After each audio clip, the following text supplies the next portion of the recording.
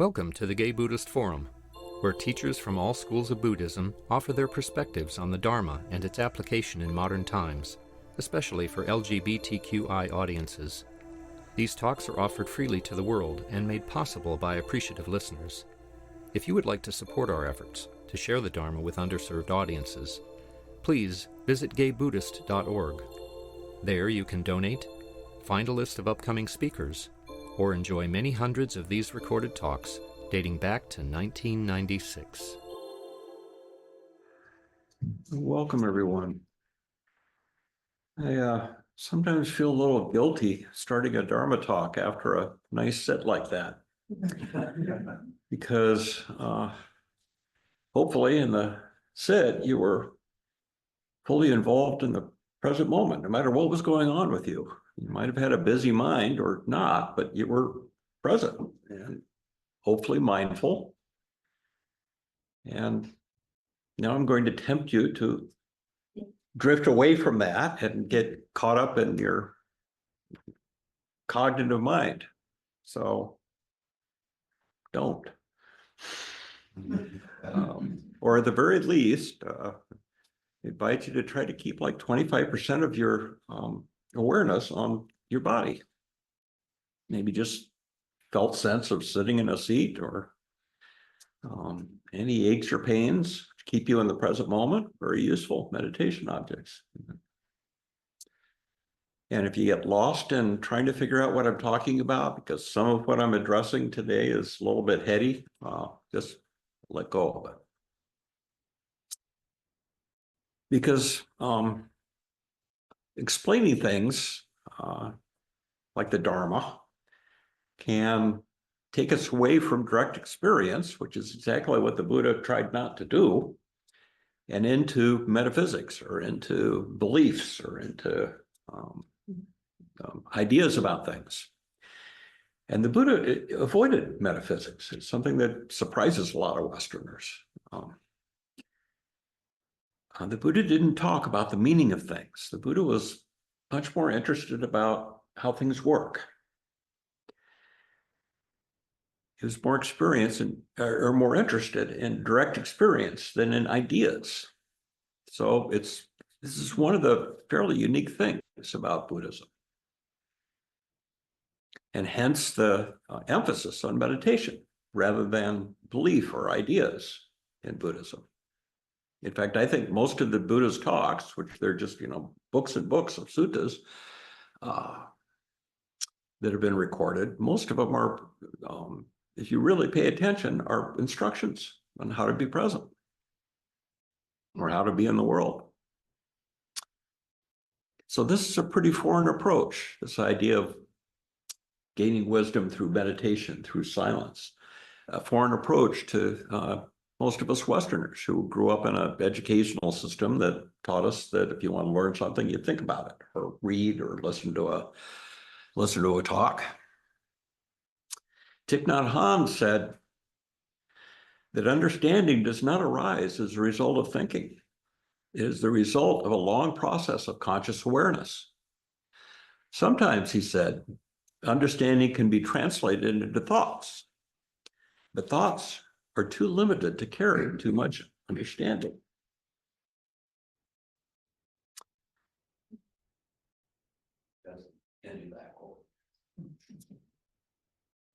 So ignorance, the word ignorance, the idea of ignorance in Buddhism is not the same thing as it is in the West or in English. Ignorance in Buddhism is not stupidity or lack of information. It's our failure to see things clearly in the present moment. Ignorance is ignoring what's happening in the present, often because we're so caught up in our heads. We ignore what's happening in the present moment. And that's why ignorance is the beginning of the chain of dependent origination that leads to suffering in Buddhism. So clearly seeing is not about belief in Buddhism. It's about perception or insight. You can be incredibly learned, but ignorant if you are lost in thought and not aware of the present moment. Ignorance is often rooted in misperception. Perception is one of the 5 aggregates or phenomena that constitute our idea of ourselves. The body, our feelings or reactions to things, perception, the mind, and consciousness are the 5, what the Buddha called aggregates, that make up our idea of ourselves. And I'll get to that later. So our perception of ourselves and the world in general is deeply conditioned by our life experience, by our education, by our parents, our families. But our perception is often erroneous. What we think is real and true often is not. And one of the ways that the Buddha talked about this is he used the metaphor of I believe it was 4 blind men being introduced to an elephant. And so 4 blind men were brought to an elephant and asked what it was. And the first one grabbed the trunk and said, "Oh, this is a great snake." And the second one got a leg and said, "It's a tree." And the third one grabbed an ear and said, "Oh, it's a palm leaf, clearly." And the fourth one grabbed the tail and said, "Oh, it's rope." So who was correct? Which one had it right? They each had a perception that was real for them in the moment, and were probably quite sure of their assumption. But of course, none of them were right. And this is a great metaphor for how we perceive life and the differences that we have, how you and I can experience the same phenomena and have 2 different, completely different understandings of it.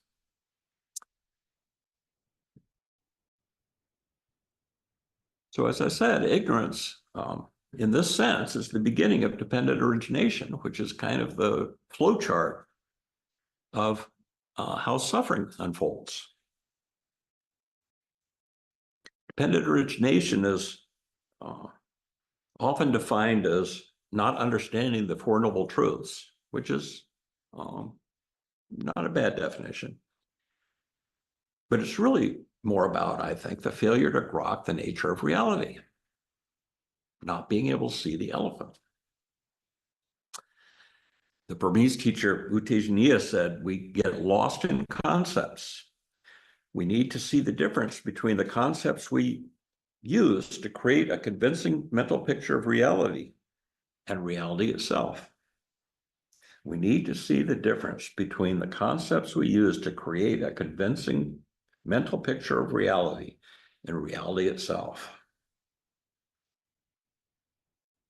Well, that's kind of a powerful thing to practice with, is the idea that the way I'm seeing the world right now, the way I'm seeing all of you in this room on the screen, is just a rather convincing mental picture of reality. In Buddhism, the remedy for ignorance is insight. This particular practice that we do is sometimes called insight meditation. Insight is not about intellectual understanding, but rather a deeper intuitive seeing that is often the side effect of silence, reflection, and simply noticing what's going on at the present moment. I'm reading a book at home right now by Rob Burbea called The Seeing That Frees, a Buddhist book.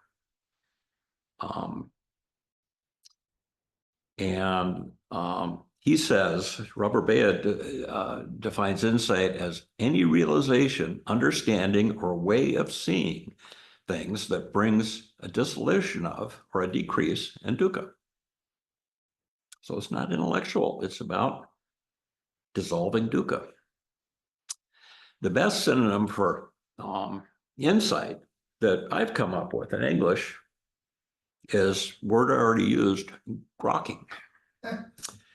And some of you may know that grok is a word that was invented by Robert Heinlein in his 1961 science fiction novel, Stranger in a Strange Land.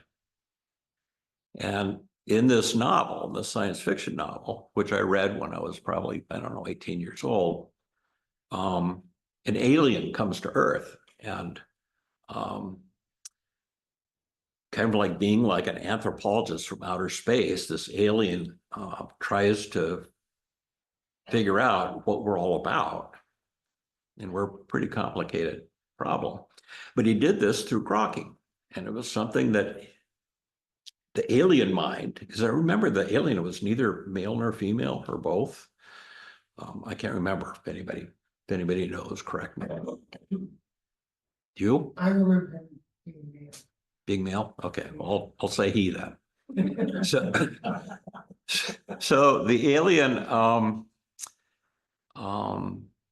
was able to intuitively understand situations and people and ideas and cultures.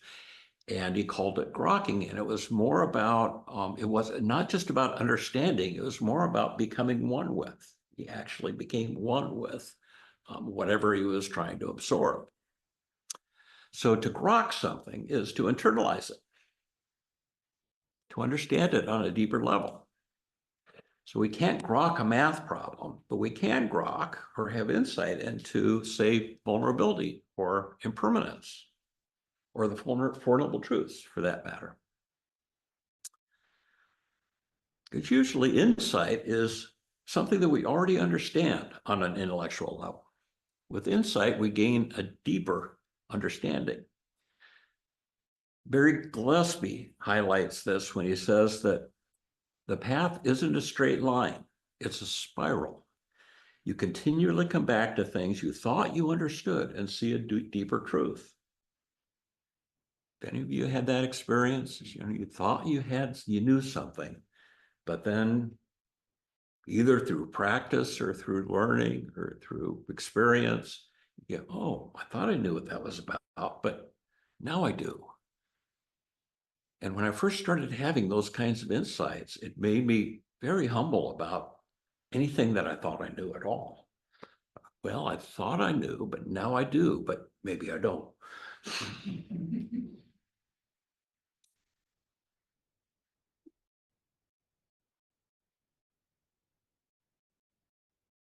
So this kind of deeper insight, which often arrives uninvited, just comes up in practice or in daily life, is one of the great joys of meditation practice. Because that's my experience.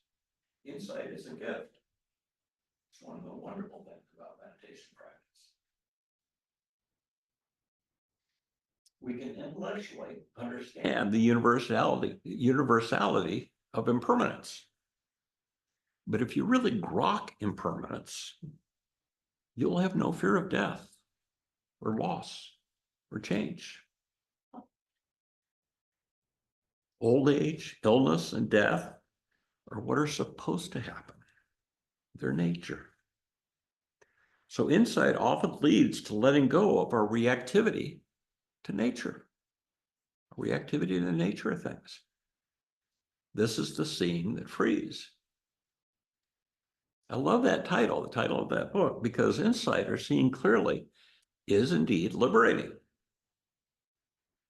As I said, it's not an intellectual understanding, it's seeing the nature of things and accepting that life is unreliable, that we make things more difficult for ourselves than we need to by imagining that what is impermanent is permanent. And we can free ourselves from suffering by letting go and accepting that things are just the way they are. So if you haven't noticed yet, I'm talking about the Noble Truths now, or at least the first three of them. Recognizing that life is unreliable, dukkha. Understanding that we get attached to wanting things to be reliable, which is craving, and that causes suffering. Unless we let go. And if we let go, we're liberated. And that's the third noble truth. freedom from suffering. And we can clearly see this. The Buddha said, I teach only suffering and freedom from suffering. So this, I believe, is a joyful declaration. The Four Noble Truths are a practice, not a belief. This is what we do in meditation every time we sit, whether you know it or not. If we don't just sit and ruminate, which is fabricating mental picture of reality, then we will notice that thoughts rise and pass just as quickly as sounds come and go. Thoughts are not the problem. It's getting attached that causes suffering. But if we were mindful, and if we notice that this is happening, we have the opportunity to let go and experience the gift of peace. Ajahn Chah reminds us, if you let go a little, you'll have a little peace. If you let go a lot, you'll have a lot of peace. If you let go completely, you will have complete peace. And your struggles with the world will come to an end. So it doesn't matter what your thoughts are about. In practice, we simply notice that thoughts are happening in the same way that we notice that sounds are happening, or bodily sensations are happening. That discomfort or sadness or tranquility or joy are just happening, rising and passing away until they become something else. Everything changes, and that's the nature of things. When Indraji says, sit and know that you're sitting and the whole of the Dhamma will be revealed. So you don't need to be a great academic scholar. You don't need to read books or even listen to talks like this. You have everything you need to wake up. Sit and know you're sitting and the whole of the Dhamma will be revealed. It's knowing the nature of phenomena of change which is revealed by insight that matters, not the content of your thoughts. So if your meditation this morning consisted of monkey mind, or sleepiness, or distraction, or just getting lost in a story, that wasn't a failure of meditation. It was just what was happening for you in the moment. And if you suffered, if you were uncomfortable with whatever was happening in the moment in your meditation, it was probably because you thought something else ought to be happening, something else other than what was actually happening. That's what causes us suffering. Not squeaky chairs, or aversion to squeaky chairs. Oh, if you suffered in your meditation this morning, it's because you thought something else ought to be happening. If you can let go of that resistance, you'll experience some freedom. So if you had some discomfort, you noticed it, you let go of it, you just experienced pretty much the whole of the Four Noble Truths in your meditation this morning. Freedom is accepting the nature of things rather than wishing they were different.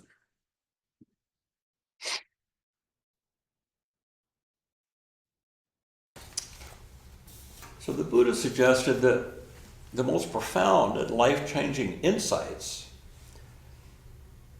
the most important ones from his perspective, were the insights into the three characteristics of existence: dukkha, anicca, and anatta.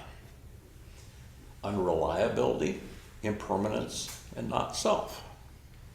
So I want to talk a little bit about these three characteristics. Sometimes they're referred to as the three universal truths. And you can check this out in your own experience. If my description of it doesn't make sense, check it out for yourself.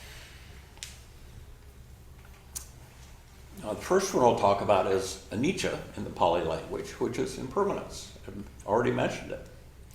The Buddha said, everything changes, continually becoming otherwise. That's a great line to remember for practice. Everything changes, continually becoming otherwise, including you. So did you notice that maybe in your meditation this morning? If you weren't caught up in your thoughts, if you weren't lost in your thoughts, what you would have noticed is that they just, wow, it's just one after another. It's just change in the breath, and then another breath, and then this bodily sensation, and then another bodily sensation. It's a deep bath and change sitting in meditation. Bhante Gunaratana says that watching impartially opens the mind to realize that there is no way that we can stop this flux, even for a fraction of a second. We experience the freshness of life. Every moment is a new moment. Every breath, a fresh breath. So the breath is a great metaphor and a great meditation object. That's why so many of us use it as our anchor, anchoring us in the present moment, because the breath only happens in the present moment. Anything in your body only happens in the present moment.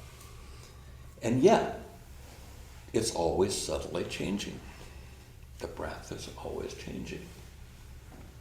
So you can go a long way just following the breath, just paying attention to your breath. Ajahn Chah again says, our lives are like the breath, like growing and falling leaves. When we can really understand about falling leaves, we can sweep the paths every day and have great happiness in our lives on this changing earth.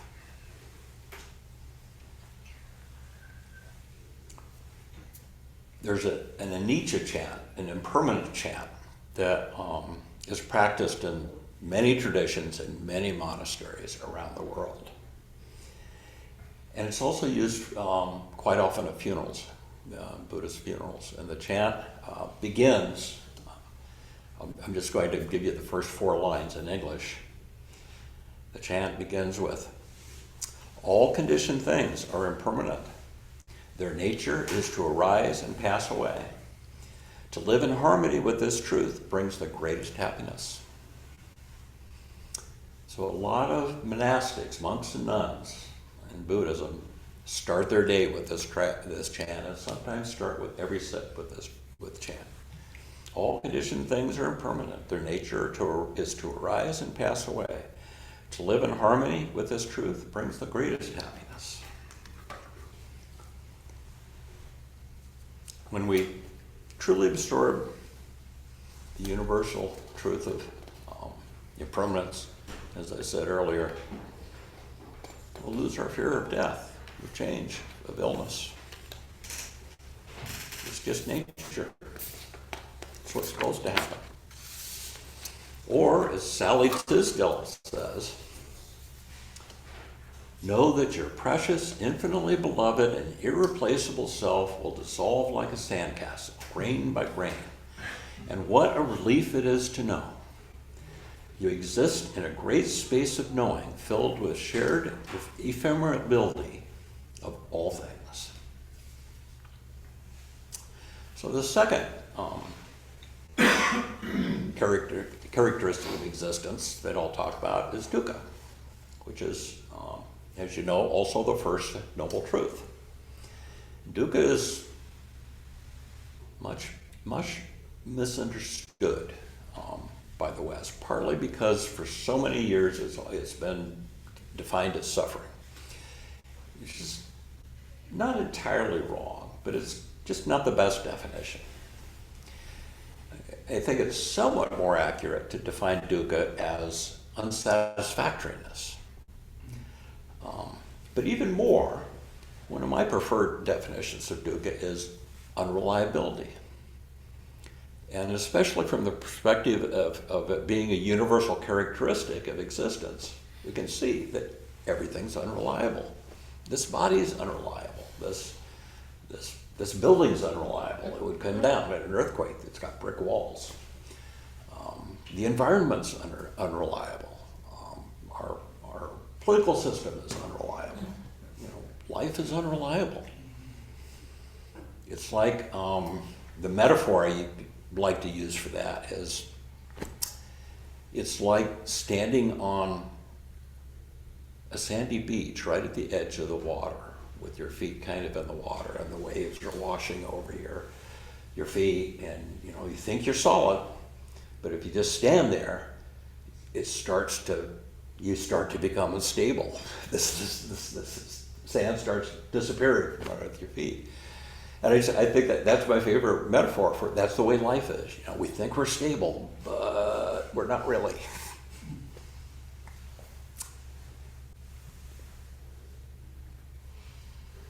So the Buddha taught that dukkha is both a characteristic of existence, as unreliability, but also something that can become overcome, that can be overcome. And I used to think that was a paradox, but it's not. What the Buddha promised can be overcome is not the inherent unreliability of life, but the suffering that results from our resistance to that uncertainty and vulnerability. Life is unreliable, but we're uncomfortable with that. So most of us develop a certain amount of denial. Ajahn Chah, again, says, there are two kinds of suffering. There's the suffering you run away from, which follows you everywhere.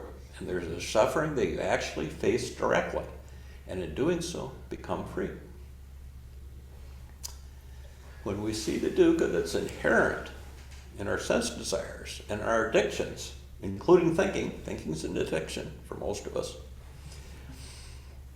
they lose their enchantment. And we become disenchanted, which in Buddhism is considered a good thing, becoming disenchanted with our own thoughts, our own ideas about things. Guy Armstrong, who's a spirit rock teacher in Marin, says that suffering is only the friction between what is and what is wanted.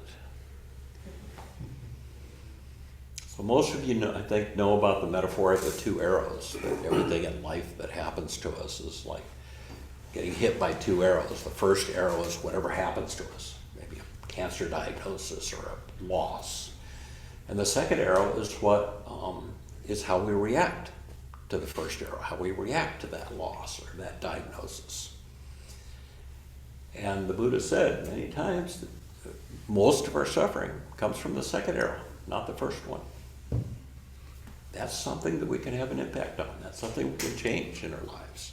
It's the second arrow of reactivity. So the three characteristics, including dukkha, are not a problem. Impermanence is not a problem. It's our habitual response to them that gives us trouble in life. U Tejaniya says, there aren't many problems per se. Problems arise with craving, aversion, or delusion are present. We don't accept things as they are, so we exhaust ourselves desiring things that aren't present or pushing away things that are. And it really struck me when I first read that statement. He says, there aren't many problems per se in life.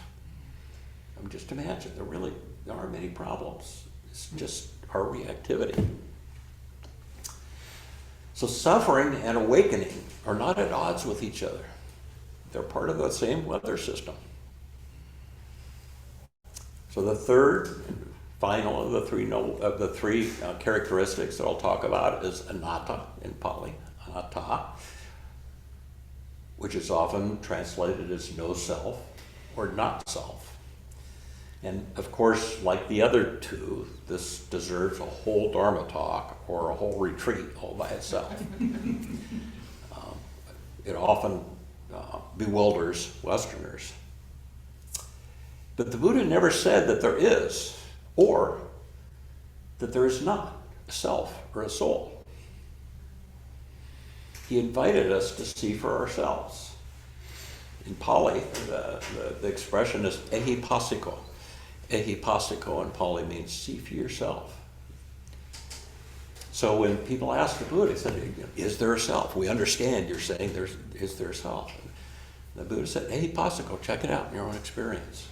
Show me the self. He challenges us to identify what the self is, or where it is, or where it resides. Alan Watts, the American Buddhist of the 1950s and 60s, said, ego, the self which one has believed oneself to be, is nothing but a pattern of habits. Ego is nothing but a pattern of habits. Conditioned habits. All habits are conditioned.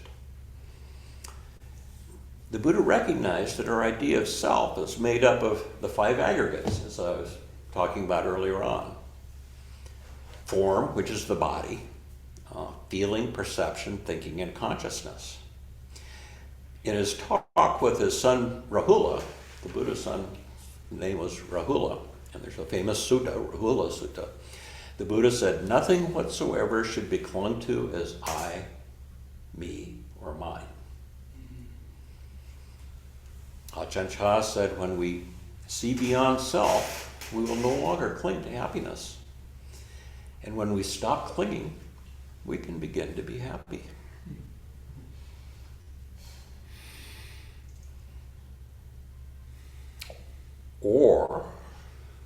And the great 20th century Dharma master, Albert Einstein, said that a human being is part of the whole called by us universe, a part limited in time and space.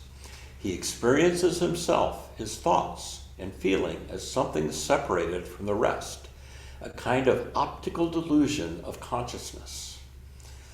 This delusion is a kind of prison for us, restricting us to our personal desires and to affection for only the few persons nearest to us. Our task must be to free ourselves from this prison by widening our circle of compassion, to embrace all living creatures and the whole of nature in its beauty. That's Albert Einstein.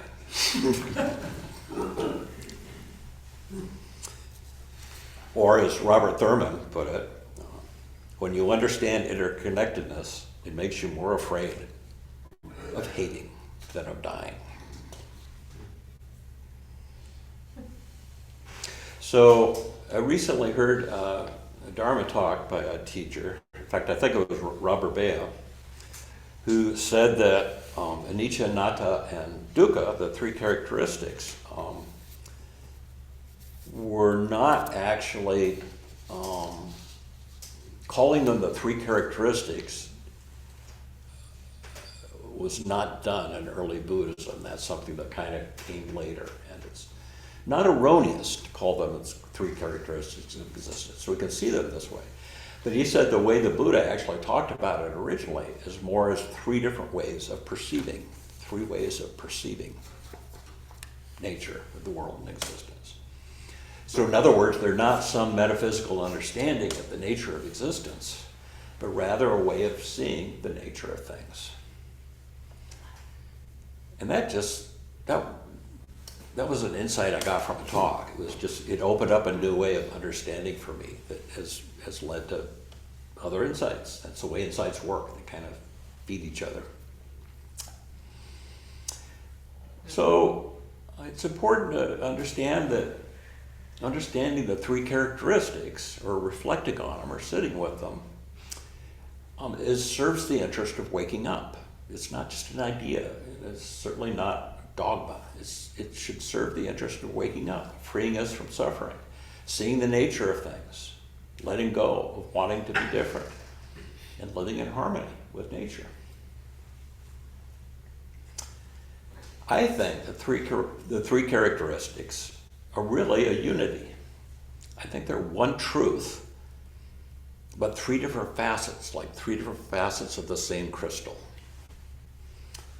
Because if you think about it, life, which includes the mind, the body, relationships, all conditioned phenomena, mountains and trees, life is impermanent.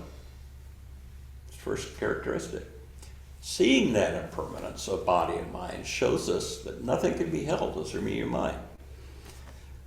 If everything's changing, how can it be a self? How can it be a solid thing? But this makes us a little bit uncomfortable. So resisting this fact of impermanence leads to dissatisfaction or suffering. And that's how the three characteristics are one thing.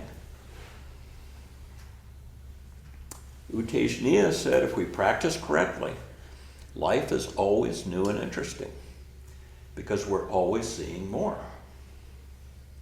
We are observing nature happening in the deepest possible way.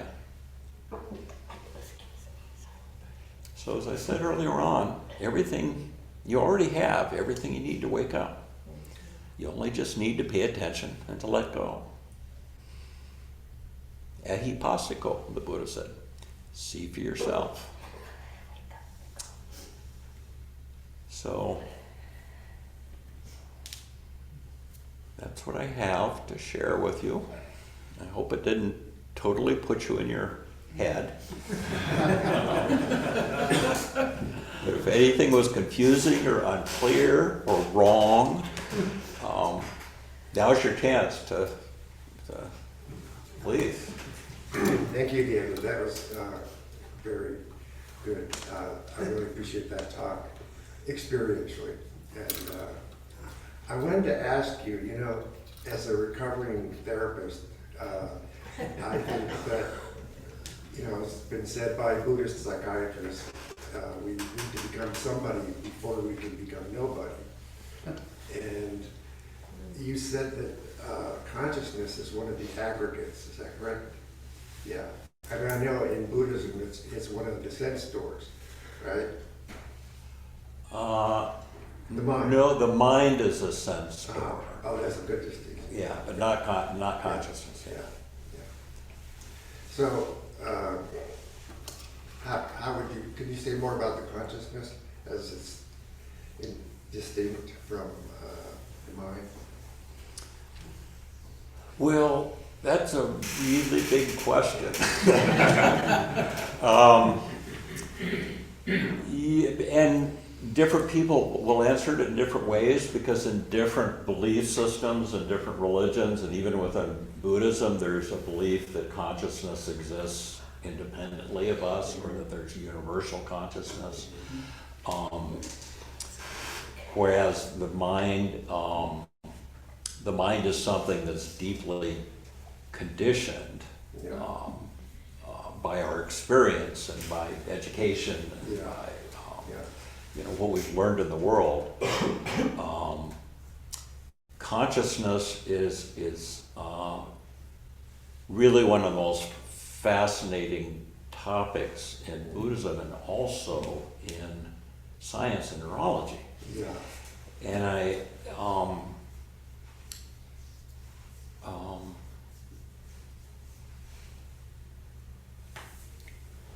who wrote The Man Who Mistook His Wife for a Hat?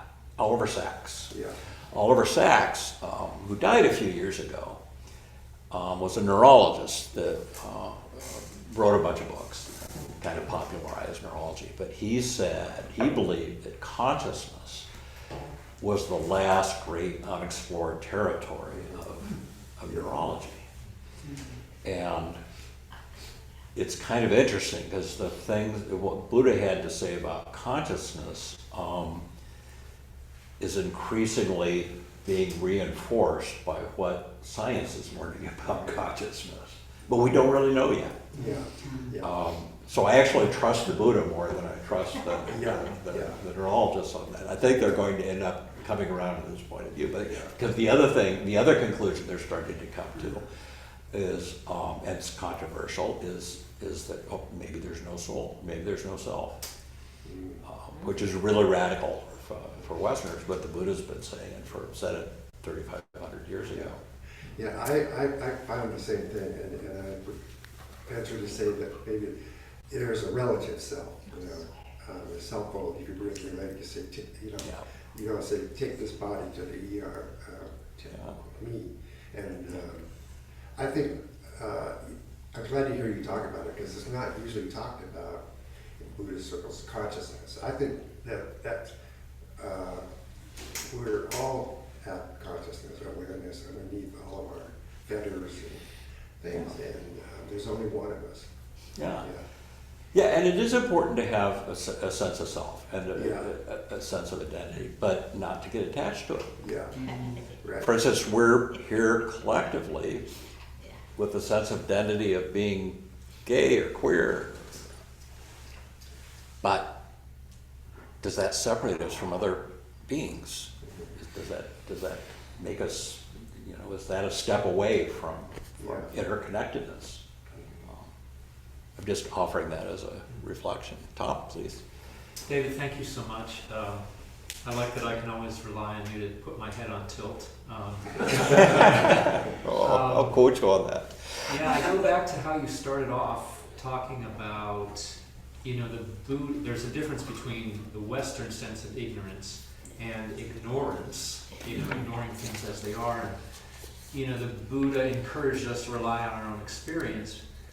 But I see there's kind of a dilemma and a paradox and a trap in there, because there's so many people today who take that directive and they apply it, sort of whole cloth to everything. So, like, there's a recent presidential candidate from a famous family who dropped out recently, and he's well known for rejecting science unless it backs up his personal experience, and that's how he approaches the world. And there's so many people who, like, well, it doesn't feel like the planet's getting warmer to me,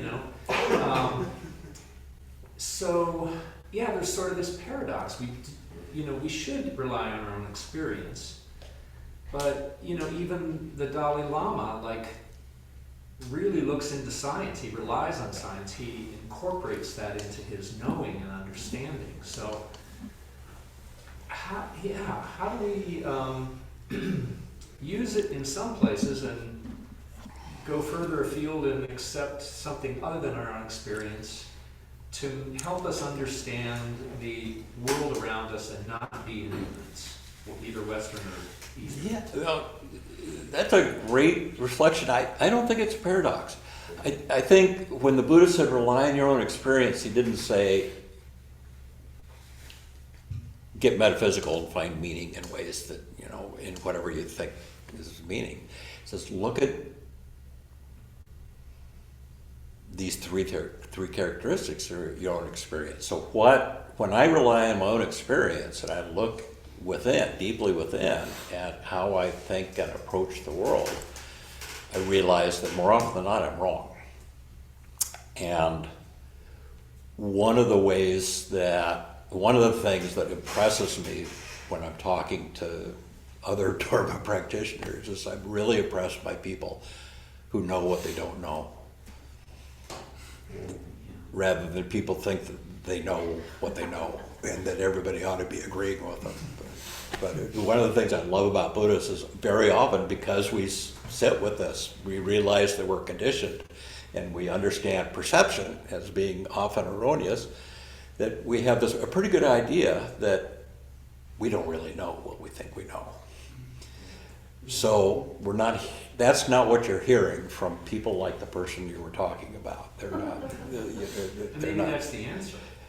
We humans desire certainty.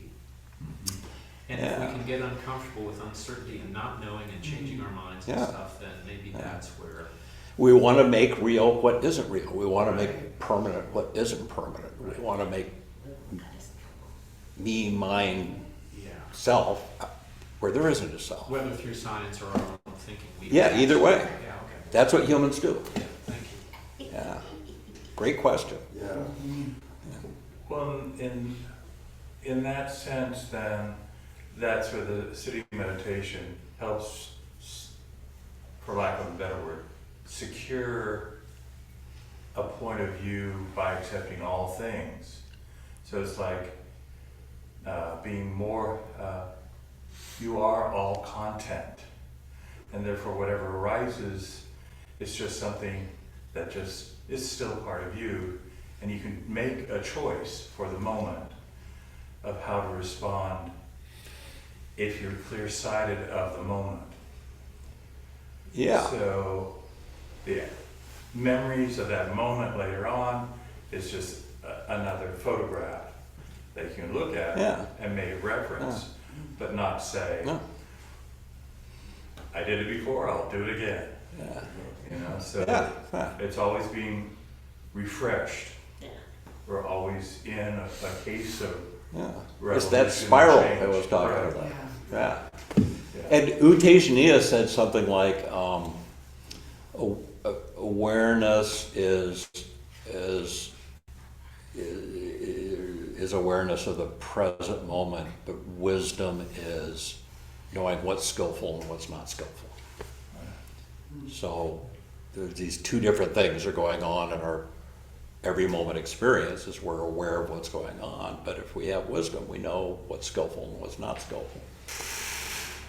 And also that consciousness is just a characteristic of existence, and there's more to existence than just consciousness.